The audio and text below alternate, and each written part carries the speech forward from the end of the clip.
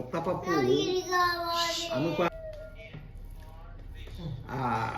పులుసు కూర తీసుకొని గోంగూర పులుసు కూర అందులో ఉత్తపప్పు అనుపానంగా వేసి బాగా కలిపి దాంట్లో కొద్దిగా ఈ యొక్క ఆవు నెయ్యి వేసి బాగా చక్కగా కలిపి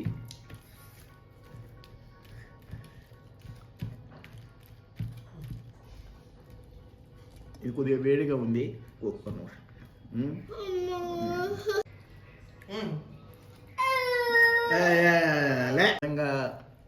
ఇందులో మిరపకాయలు ఉన్నాయి చూసారా, ఆ మిరపకాయల్ని ఈ ముద్ద నోట్లో పెట్టుకొని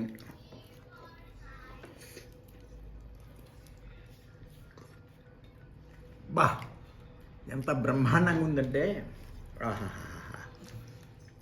కమ్మగా తీయగా ఉంది. ఆహాహా, దీంట్లో శనగపప్పు నోటికి పంటికి తగులుతుంటే ఎక్కడికో పోయినట్టుగా ఉంది. చాలా బ్రహ్మాండంగా ఉంది ఈ వంట. ఇదేంటి పులుసు కూర, గోంగూర పులుసు కూర, ముద్దపప్పు, ఇది కాంబినేషన్ చాలా బాగా చేశారు. దీంట్లో వెల్లిపాయలు